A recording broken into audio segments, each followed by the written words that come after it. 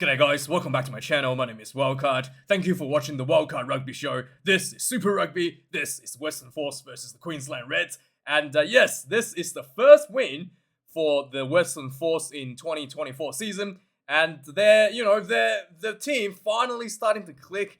For the last 4 weeks or so, the Western Force had very good looking periods of the game where their attack looked very, very good, looked very, very dangerous. And then there were periods of the game where the defense looked really good with a lot of urgency. And this game, they finally have kind of compiled all of those positives and put them all together to a full 80-minute performance. And it's quite impressive how the Western Force has done it this week against, I thought, was the best team in the Australian side of the competition, potential title challenges in the Queensland Reds. And the Western Force dominated the game pretty much from the start to the end and really didn't put the foot off the gas like they did against the Rebels in the first round. And quite a complete performance from the Western Force, really putting the Reds out of the comfort zone. The big acquisitions for the Western Force, the Nick White and Ben Donaldson really taking a step up this week and just taking the game by the horns and then just guided the team from start to finish. Pretty impressive performance for the team. In terms of the way that the Western Force played, I thought was really impressive with Nick White, the way that he just constantly shifting the direction of the attack and getting the Reds defense just to shuffle left and right, and suddenly someone overcommits to one side, leaving a gap open on the other side. So that has yielded a lot of really good results of Western Force, leading into tries as well. What Nick White was able to achieve there. Donaldson, on the other hand, is the first playmaker. He's the one that picks out the options once the correct side is finally selected with the open space, and he's just pinpoint accurate, getting the ball to the right person to get those line breaks, to get those tries on the board for the Western Force. The Reds, on the other hand, look a little bit disconnected. There wasn't too much in terms of silly penalties. There was one soft try from Harry Wilson dropping the kickoff, but that just shit happens. But there was more to do with the fact that the Reds the timing of the players just look a little bit off this week. And I don't know if you want to say, I don't think you can say that the Reds was underestimating the Western Force. It definitely did not look like that. It just looked like the team wasn't clicking. One of the big thing that I kind of noticed, it could completely not be true because the camera angles doesn't capture everything, is that when the Reds were down, it didn't look like anybody was taking the leadership role to try to get everyone together and have a chat and just really get everyone mentally at least back into the game. I didn't really see that this game. There was a couple of natural breaks in the game, whether it's water break or whether it's injury break or whatever, and you can just see the Reds were just all standing there.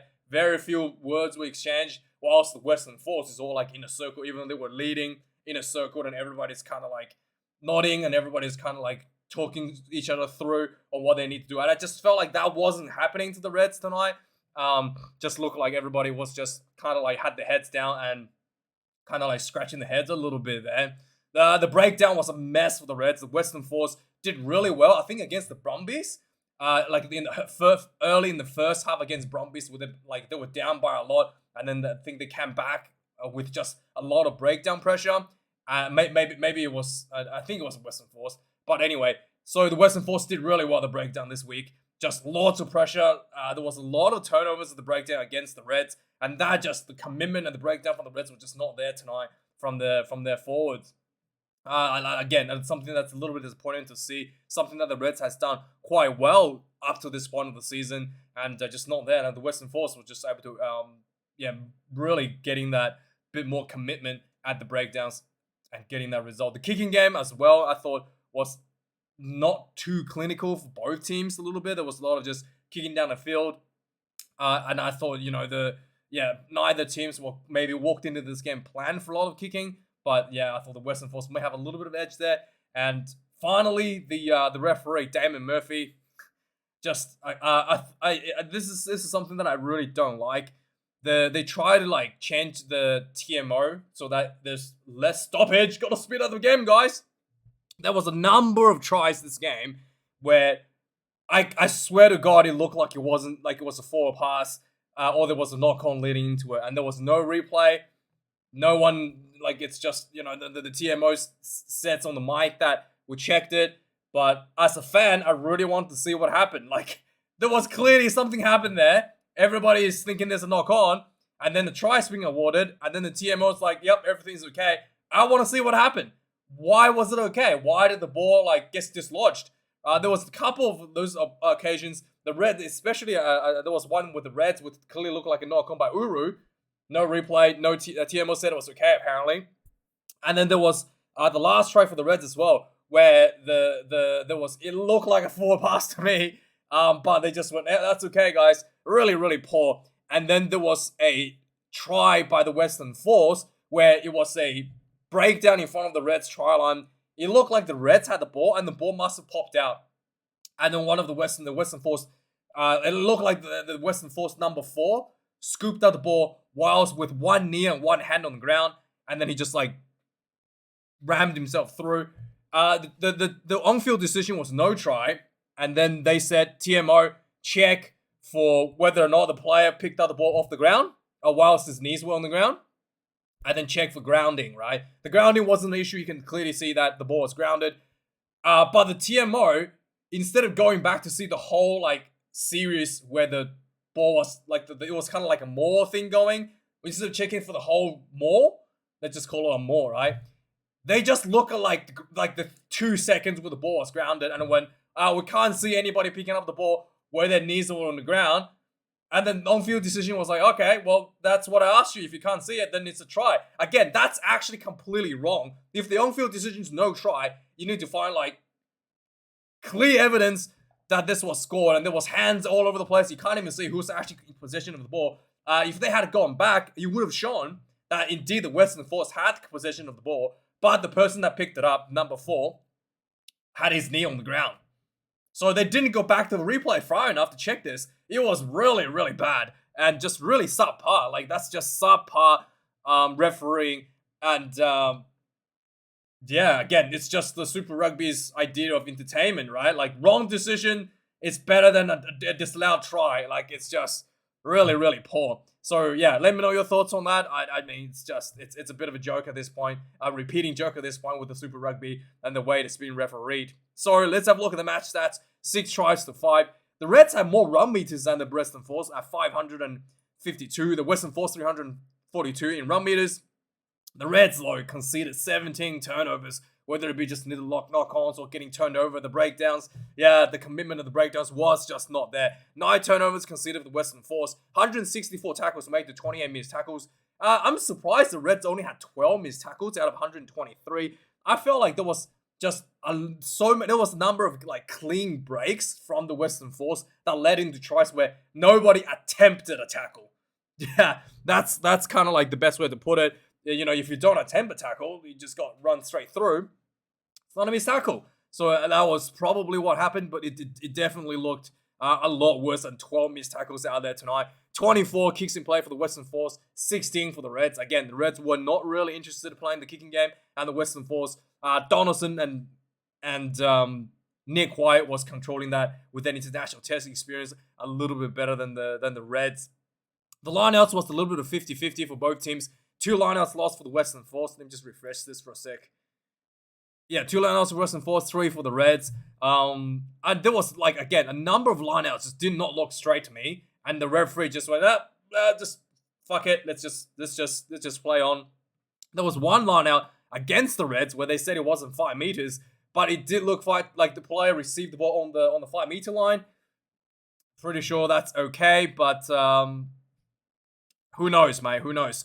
And then penalty conceded. Let me know, actually. Let me know if receiving the ball on the 5 meter line is considered not 5. Because, I mean, yeah, that was, anyway. 7 penalties conceded for the Western Force, 6 against the Reds. And overall, the discipline wasn't too bad. Who knows, right? Is the discipline actually good? Or is just Damon Murphy not blowing penalties because got to keep the game flowing? Because, you know, everybody knows in the world of rugby, in the world of Super Rugby, it's the referee's fault when a penalty is given out, right? It's actually pretty fitting for 2024. it's not the offender's problem. It's not the fact that you broke the law. It's the fact that the law is wrong. It's the police that's at fault for arresting you for breaking the law, right? Like that's just the way it is. And that idea has somehow transitioned into Super Rugby that if the player is infringing and the referee blows that whistle, it's the referee's fault for ruining the game. Unbelievable. It's a bit of a joke. The quality of Super Rugby really is the referee. It's really just a joke at this point. Anyway, let's look at the overall recap. Go through this quickly. There was a 3-point attempt 4 minutes into the game for the Western Force. Donaldson missed this one. 15 minutes in, like sloppy turnovers. Harry Potter went for a nice little offload to Donaldson. Donaldson runs through another offload. Konzo goes in for the try. 15 minutes into the game, 7 points to nil for the Western Force. Only 15 minutes in the game, there was already a couple of line-out mistakes from the Queensland Reds. 22 minutes in, there was a massive tackle on Paisami. The ball got knocked, got turned over. The ball got punted down the field by the Western Force players, and then there was the Reds. I think it was Fluke scooped this up right in front of the try line, and a lot of people piled in. No one can see where the ball is. And then suddenly, it looked like the ball has been grounded on the line. This is the one I was talking about, TMO. The referee said, check for the person who picked up the ball, whether it's on the ground or not, and check for grounding. Grounding was really clear. It was grounded on the line. But he couldn't say who's actually in possession of the ball, just hands everywhere. And then they checked, they went back for they went back at another look. They didn't even go back far enough to see the replay. It was very clear that the player who picked up the ball, the number 4 from the Western Force, who was his name? Let's get this up.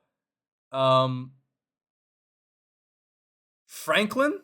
Yeah, Franklin had his knee on the ground and one hand on the ground. I saw clearly not on his feet picking up this ball, and should have been a no try, but the TMO didn't go back enough, didn't actually go back to the point where he picked up the ball, just went, can't see anybody on the ground, and that's not apparently enough to overrule the decision on the field, just because you can't see something.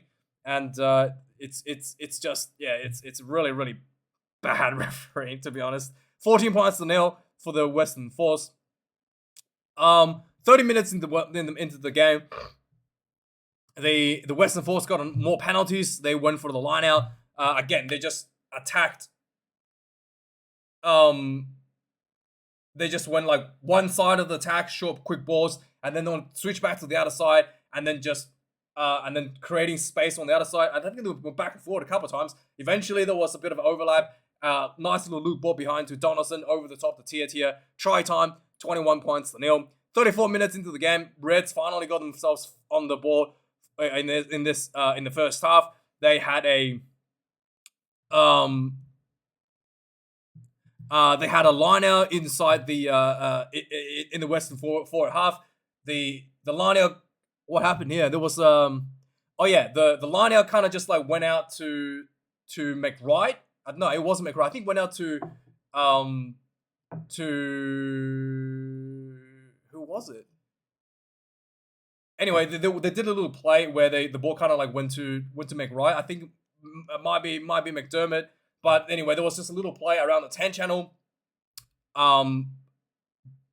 The Harry Wilson run through, links up with McWright, got into the 22, close to the ball, close to the try line. Lots of crash balls, and eventually the ball came out. Fraser McDermott, dummy and go, darts through himself for the try.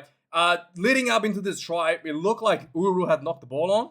No replay whatsoever. Just yep, that's okay, guys. Let's just call it a try and move on with it. Yeah, really, really poor.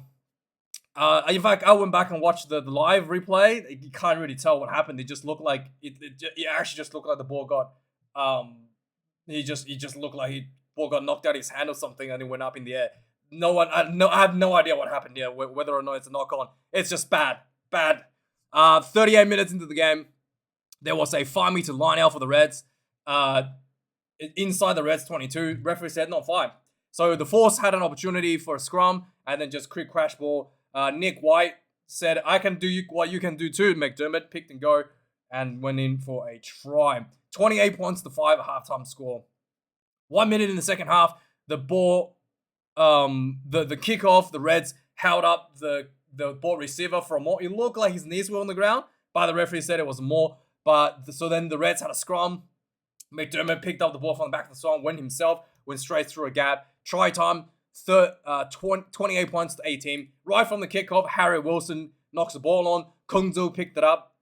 Immediately freebie for the Western Force, 33 points to 12. 49 minutes in the game, repeated penalties against the Reds, against the Western Force. The Reds went for the 5-meter line out.